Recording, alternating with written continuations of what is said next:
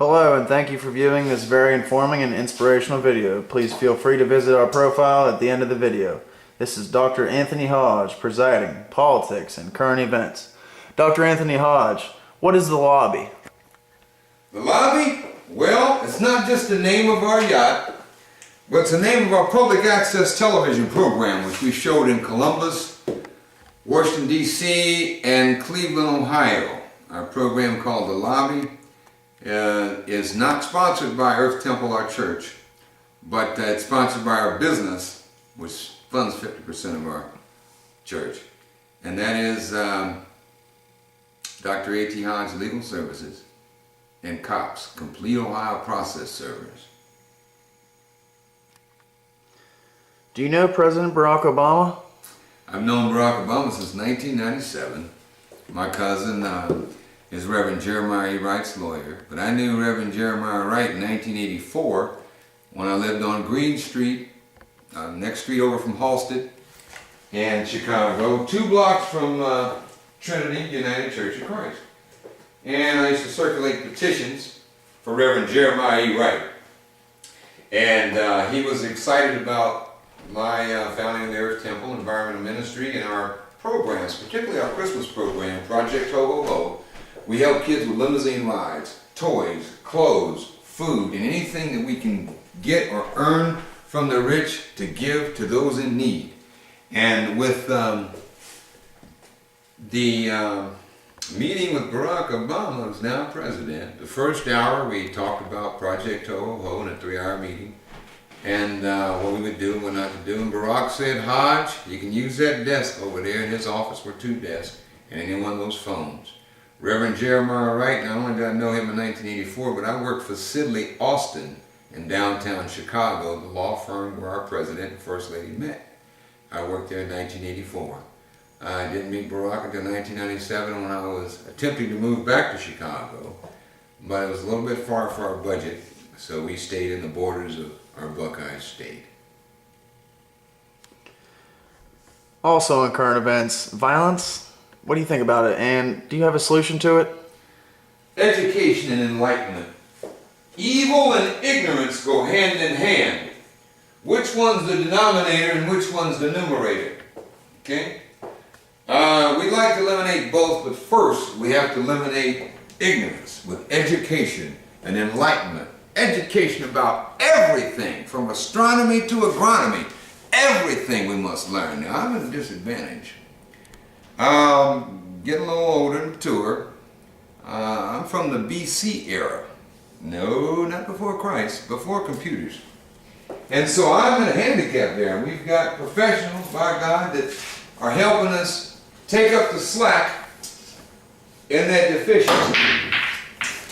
And so what we want to do with the Earth Temple organization is to enlighten many people as we can to environmental issues while educating people so they can find other solutions to stop the violence. I work for law firms, the biggest law firms in the world, and 3 state attorney general's offices, including the U.S. Attorney General's office. I work for a government contractor, third party.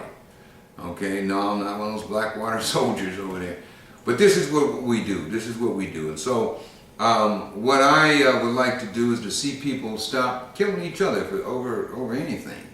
But the biggest motivation for war and murder in our society is, my God's better than your God. My God's better than yours. And I'm going to kill you to prove it. We need to eliminate that. This ministry is a very important ministry. It affects everyone. You could be black, white, midget, or Watusi. You could be straight, gay, or undecided. It doesn't matter, Democratic, Republican. Okay, you know, if you may have a communist philosophy, you know, just don't tell me you're going to take what I am and give it to the state if I don't owe it to them. But we want everyone to know that before you hurt someone else, you know, you have to see how connected they are to yourselves.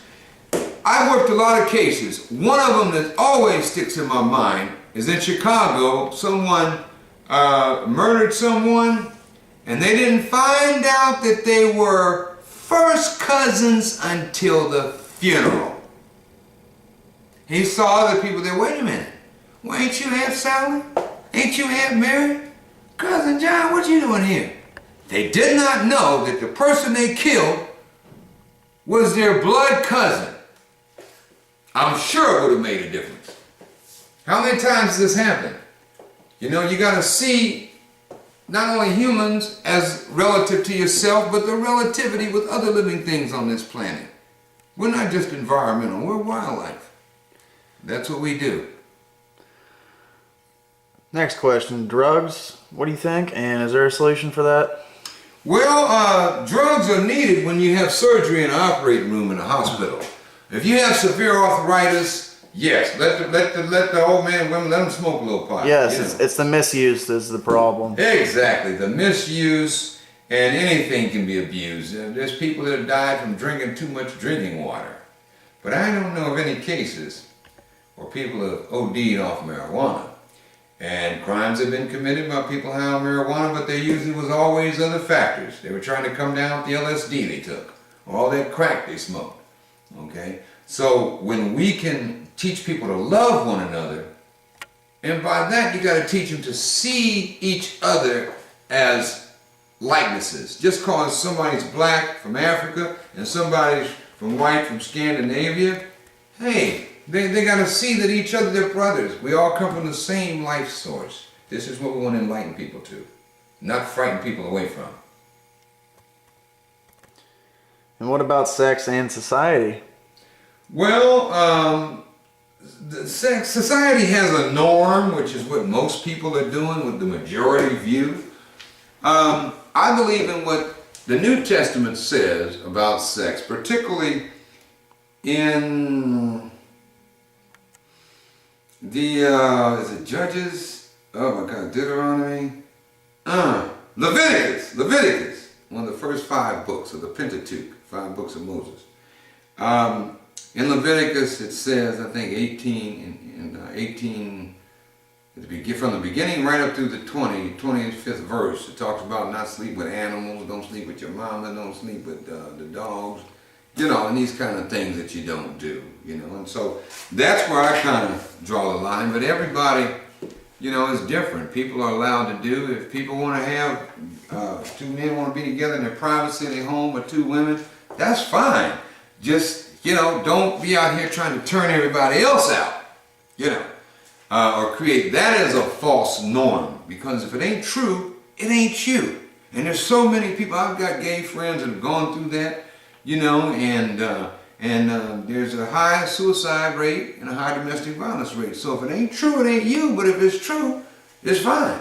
You know, among 2 adults, this is America. You know, we should do whatever you want to do, long as you ain't hurting no third party. Unless there's 3 people at the party, but that's another book. Other than that, any final notes? Any current events you'd like to touch on? Yeah, we have to support Barack Obama. This last election was a racist revolution.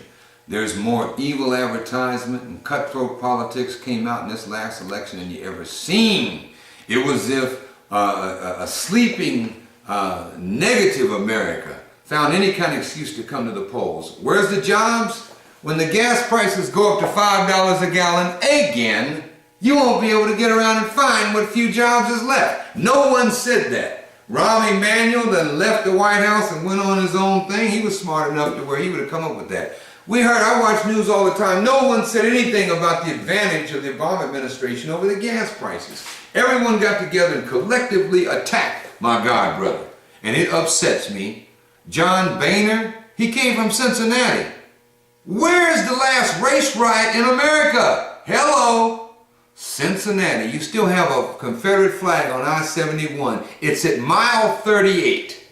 Mile 38 is where you see the Klan barn, where they still burn crosses. Racism is alive and well today in America. And what we have to do, we have to fight and attack it. We got to let everybody know we ain't scared, as the young folks say, scared of what we heard. We ready to change it. We took this country back in 2008 by electing my God brother, a man that promised me one-on-one in our meeting that he would do everything humanly possible to become president of the United States. And that's what he's done.